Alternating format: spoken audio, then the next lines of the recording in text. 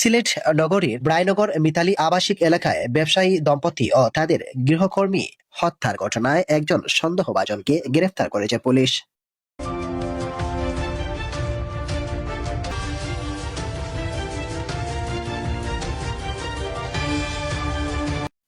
বুধবার 12 আগস্ট রাতে তাকে গ্রেফতার করা হয়েছে বলে জানা গেছে। গ্রেফতার ব্যক্তির পরিচয় এবং হত্যাকাণ্ডেও তার সুদৃষ্টি সম্পৃক্ততার বিষয়ে তদন্ত শেষ না হয় পর্যন্ত নিশ্চিত কোনো তথ্য জানায়নি পুলিশ। এর আগে বুধবার সকালে সিলেট নগরীর রায়নগর মিতালী আবাসিক এলাকায় একটি বাসা থেকে বৃদ্ধ ব্যবসায়ী আব্দুস সাত্তার, তার স্ত্রী সুরাইয়া বেগম এবং তাদের গৃহকর্মী তাহমিনা মরদেহ উদ্ধার করেছে পুলিশ।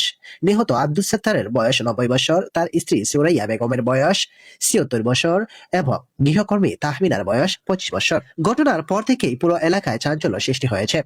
একই বাসা থেকে 3 জনের মরদেহ উদ্ধারের ঘটনায় স্থানীয়দের মধ্যে দেখা দিয়েছে আতঙ্ক, উদ্বেগ এবং নানা প্রশ্ন। কি কারণে এই 3 জনকে হত্যা করা হলো, কারা এর সঙ্গে জড়িত এবং হত্যাকাণ্ডের পেছনে কি উদ্দেশ্য ছিল, এসব প্রশ্নের উত্তর খুঁজতে তদন্ত করছে পুলিশ আইন শৃঙ্খলা বাহিনী। পুলিশ ও স্থানীয় সূত্রে জানা যায়, রায়নগরের মিতালী আবাসিক এলাকার 111 নম্বর বাসার দ্বিতীয় তলায় দীর্ঘদিন ধরে বসবাস করছিলেন আব্দুস সাত্তার ও তার স্ত্রী সুরাইয়া বেগম। তাদের 4 সন্তানে যুক্তরাজ্য ও যুক্তরাষ্ট্রে বসবাস করছেন ফলে ওই বাসায় বৃদ্ধ দম্পতির সঙ্গে একজন গৃহকর্মী থাকতেন।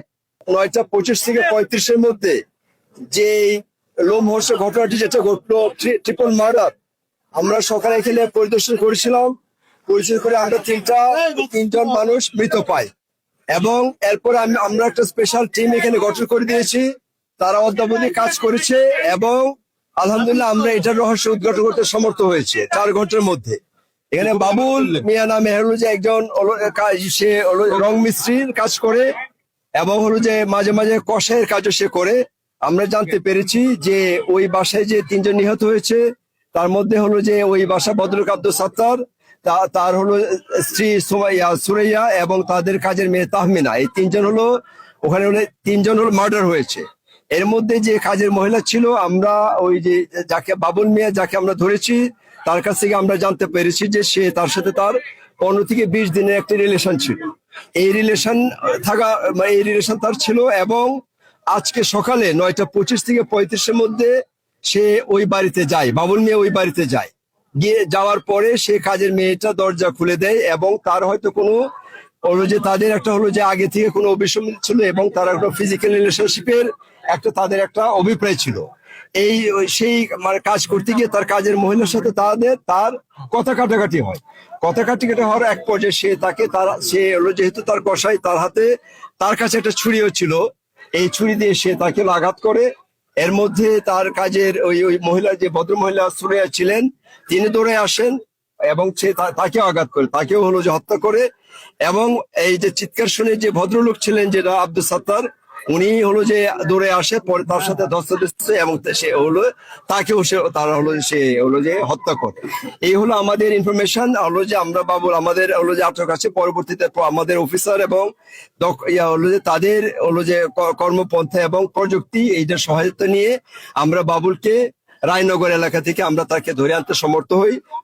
তার সাথে যে তাকে আমরা প্রাথমিক জিজ্ঞাসাবাদ করার পরে সে ঘটনার সত্যতা স্বীকার করে এবং তার হলো যে তথ্য মতে যে ছুরি দিয়ে সে তাদেরকে খুন করেছে, এই ছুরিটা হলো যে এখানে হলো যে সে প্রাথমিকভাবে সে বলেছে যে এই হলো দেয়াল ঘেরা এই প্লটে সে ফেলেছে। আমরা এখন এটা সার্চ করছি এবং পরবর্তীতে এইটার ফাইন্ডিংস এর পরে আমরা বিস্তারিত আপনাদের সাথে বসে আবার আমাদের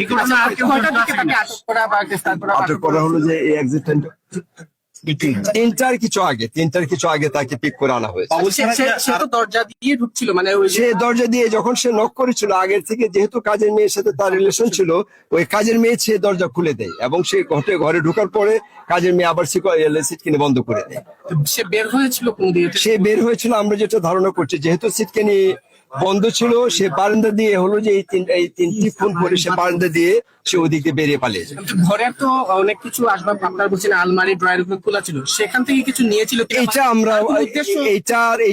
আমরা তো প্রাইমারিলি এখন বোঝা যাচ্ছে যে সেটা একটা প্রেমের বিষয় এবং হলো যে এইটার ওই অন্যান্য যে বিষয়গুলি আছে এটা পরবর্তীতে আমরা ফার্দার তাকে যখন ইন্টারভেনশন করবো এটা পরে আমি পরে এই বিষয়গুলো না, এখন পর্যন্ত আমাদের প্রাইমারি যে তার জিজ্ঞাসাবাদ এতে সে নিজেই এই ঘটনাটা ঘটিয়েছে এবং ঘটনাটা ঘটেছে যে প্রেমের রিলেশনশিপ থেকে পরে সে অন্যদিকে গিয়েছে।